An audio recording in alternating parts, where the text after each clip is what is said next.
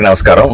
ఈరోజు టెట్కో ఇళ్లకు సంబంధించి నిర్లక్ష్యానికి గురైనటువంటి గత ప్రభుత్వంలో నిర్లక్ష్యానికి గురైనటువంటి లబ్ధిదారులకు చేర్చలేనటువంటి టెట్కో ఇళ్ల గురించి మనం వార్తల్ని చూసి స్పందించడం కోసం ఇక్కడికి వచ్చాను. ఈ టెట్కో ఇళ్ళన్నింటినీ కూడా పూర్తి స్థాయిలో ఇక్కడ ఆఫీసర్లు దీనికి సంబంధించి టెట్కో ఇళ్లకు సంబంధించినటువంటి ఎస్సీ గారు రాజశేఖర్ గారు, అలాగే డిఈ గారు హరికృష్ణ గారు, ఏఈ గారు పోర్చియా గారు, అట్లాగే దీనికి సంబంధించినటువంటి ఎస్పీసీఎల్ కాంట్రాక్టర్ వాళ్ళ వైపు నుంచి జావేద్ గారు, వీళ్ళందరినీ కూడా నేను పిలిపించుకొని సైట్ విజిట్ చేస్తా ఉన్నాను. విషయాలన్నీ కూడా తెలుసుకునే ప్రయత్నం చేస్తా ఉన్నాను.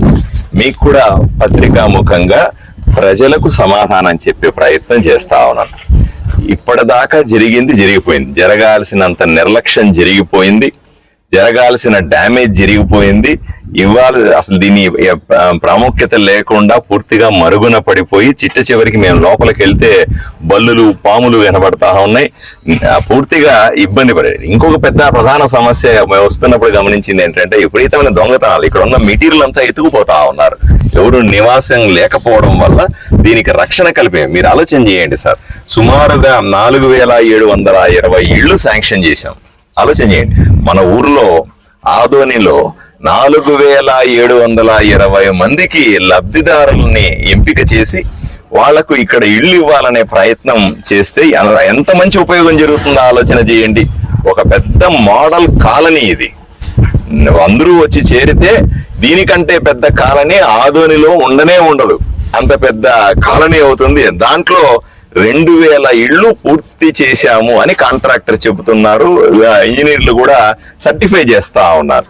చేసి 2000 ఇళ్లలో 1500 మందికి ఇంతకుముందు ఇప్పటికే మనం హ్యాండ్ ఓవర్ చేశామంటున్నాం. మీకు కూడా తెలుసు, గత ప్రభుత్వంలో 2 సార్లు 3 సార్లు ఆర్భాటంగా దీని గృహప్రవేశాలు చేశామని హడావడని మంత్రులు వచ్చి నానా చేశారు. కానీ మీరు మీ కళ్ళతో చూడండి, పత్రికల్లో వాళ్ళు చూస్తా ఉన్నారు, ప్రజలందరూ ఇక్కడికి వచ్చి చూస్తా ఉన్నారు, కొంతమంది ఊర్లో ప్రముఖులు వచ్చి చూస్తా ఉన్నారు. ఎవరైనా ఒక్కరైనా కూడా నివాసం లేదు ఇక్కడ. చాలా మంది లాక్ చేసుకొని వెళ్ళిపోయి ఉన్నారు. కొంతమంది లాకులు కూడా చేసుకోలేదు. కొంతమంది వాళ్ళ వస్తువులు కూడా ఇక్కడ తెచ్చిపెట్టుకొని మాది అని చెప్పడానికి వెళ్ళిపోయారు తప్ప ఇక్కడ ఎవరు కూడా నివాసం లేదు. కానీ ఈ రోజు కూటమి ప్రభుత్వం, నేను ఎమ్మెల్యేగా చాలా పర్టికులర్ గా ఉన్నాను. ఈ ప్రజల ధనంతో, ప్రజల డబ్బులతో, ప్రజల కోసం నిర్మించినటువంటి ఇంత పెద్ద మోడల్ కాలనీ, ఇది పూర్తిగా తయారైతే అద్భుతంగా మోడల్ కాలనీ, ఇంత మంచి కాలనీని ప్రజలకు అందుబాటులో ఉంచాలా, ప్రజలకు నివాస యోగ్యం చేయాలనే పట్టుదలతో ఉన్నాను నేను ఈరోజు. అందువల్ల ఇంతమంది ఆఫీసర్లని, మిమ్మల్ని అందరినీ, పట్టణంలో ప్రముఖులందరినీ తీసుకుని వచ్చి ఇక్కడ మీకు చూపిస్తా ఉన్నా. 2-3 విషయాలు ప్రజలు నా దృష్టికి తీసుకొచ్చారు, మీరు కూడా నా దృష్టికి తీసుకొస్తా ఉన్నారు. మొట్టమొదటిది, ఇక్కడికి రావడం పోవడం రవాణా చాలా కష్టము అని చెప్తా ఉన్నారు. ఏమి ఇబ్బంది పడాల్సిన అవసరం లేదు. మీకందరికి నేను ఆర్టీసీ వాళ్ళతో మాట్లాడతాను. ఆర్టీసీ వాళ్ళతో మాట్లాడి మీరు చెప్పిన సమయాలకి ఆర్టీసీ బస్సుల్ని, లోకల్ ట్రాఫిక్ ని ఏర్పాటు చేసే బాధ్యత నేను తీసుకుంటాను.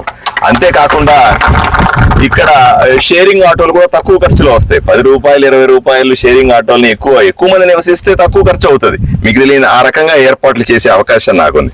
రెండవది, ఇక్కడ రక్షణ లేదు. ఇక్కడ వచ్చి నివసిస్తే రక్షణ లేదు అని చెప్తా ఉన్నారు. ఏమి ఇబ్బంది పడాల్సిన అవసరం లేదు. పోలీసుతో నేను మాట్లాడతాను. ప్రత్యేకంగా పోలీస్ పికెట్ని ఏర్పాటు చేస్తాను. ఇక్కడ పూర్తి స్థాయిలో ఇక్కడ నివసించే వాళ్లకు రక్షణ కల్పించే బాధ్యత నేను తీసుకుంటానని మీకు అందరికీ చెప్తా ఉన్నాను. అలాగే మూడోగా, పుకార్లు జరుగుతా ఉన్నాయి ఊర్లో. ఏమండి, ప్రభుత్వం మారినప్పుడంతా మమ్మల్ని ఖాళీ చేయిస్తారు, లబ్ధిదారులను మార్చేస్తారు, మేము చేరుతాము, మళ్ళీ ప్రభుత్వాలు మారిందిగా మళ్ళీ లబ్ధిదారులు మార్చేసి మమ్మల్ని బయటికి పోమంటే ఎట్లా పోతాము అనే భయాందోళనలో కొంతమంది పుకార్లు పుట్టిస్తున్నట్టుగా తెలుస్తుంది. ఎట్టి పరిస్థితుల్లో నమ్మకండి. ఇప్పుడు కాదు, ఎప్పుడైనా సరే నేను రాజకీయ కక్షలు చేసే వ్యక్తిని కాదు, రాజకీయ పార్టీల గురించి పట్టించుకునే వ్యక్తిని కాదు. ఏ పార్టీ వాళ్ళైనప్పటికీ లబ్ధిదారుల్ని వాళ్ళని గుండెల్లో పెట్టి చూసుకుంటాం. రండి, ఇక్కడ ఇళ్లలో నివసించండి, మిమ్మల్ని ఖాళీ చేయించే ప్రశ్నే లేదని మీకు అందరికీ కూడా నేను హామీ ఇస్తా ఉన్నాను. మూడోది, మెయింటెనెన్స్ లేదని చెప్తా ఉన్నారు. నిజమే, ఇక్కడ ఎవరు నివసించట్లేదు, నిర్లక్ష్యానికి గురైంది. ఎవరు అలాగే వచ్చి చూడలేదు, ఆఫీసర్లు తీసుకురాలేదు. మీరు కూడా ఆరోపణల వరకు రాజకీయంగా సరిపోయింది. తప్పనిసరిగా ఇక్కడ ముళ్ళ కంచెలు పెరిగిపోయినాయి, పాములు బల్లులు అన్నీ ఉన్నాయి. నిజంగానే చాలా ఇబ్బందికర పరిస్థితుంది. మున్సిపాలిటీ వాళ్ళని పెట్టి మీరు ప్రజలు వచ్చి నివసించడం మొదలు పెట్టంగానే దీన్ని మామూలు మన కాలనీలు ఎలా అయితే రోజు శుభ్రం చేస్తా ఉన్నామో అలా చేయిస్తాము. ఈ కంప చెట్లన్నీ తీయించేస్తాం. ఎక్కడ ఏమి ఇబ్బంది లేవు. మెయింటెనెన్స్ ని పర్ఫెక్ట్ గా చేయించే బాధ్యత నేను తీసుకుంటానని మీకు అందరికీ నేను తెలియజేస్తా ఉన్నాను. ఏమి అంటే ఇక్కడ ఏమవుతుందంటే సార్, నా బాధ అంతా కూడా మీకు కూడా మీ ద్వారా నేను ప్రజలకు చెప్పేది ఒకటే, 100 కోట్ల రూపాయలు సార్. ఇవన్నీ ఎవరి డబ్బులు సార్? ప్రజల డబ్బులు. ప్రజల కోసం ఇల్లు కట్టి, పేదవాడికి ఇల్లు కట్టిస్తా అనుకున్న డబ్బులు. ఇవన్నీ పాడైపోతే మీరు వస్తున్నప్పుడు కూడా చూసి ఉంటారు. ఎప్పుడో ఇందిరమ్మ కాలనీ అని ముందు వేసి ఉంటే ఇప్పుడు మీరు వస్తామంటే పాడుపడిపోయినటువంటి ఇళ్లతో మనకి ఎంత బాధ అనిపిస్తుంది సార్. ఆలోచన చేయండి. 5 ఏళ్ళు అయిపోయింది ఇంత డబ్బులు ఖర్చు పెట్టి, ఇవి ఎవరు నివసించకపోతే ఇవి కూడా పాడుపడిన బంగాళాలు అయిపోతే తర్వాత ఎవరు నష్టపోయినట్టు? దీనివల్ల ప్రజల డబ్బులు నష్టపోయినట్టుగా, ప్రజల పన్నులు కట్టిన డబ్బులు నష్టపోయినట్టుగా. అలా ఎందుకు చేసుకోవాలి? ఒక్కటి మాత్రం నన్ను నమ్మండి, ఎమ్మెల్యేగా నన్ను నమ్మండి.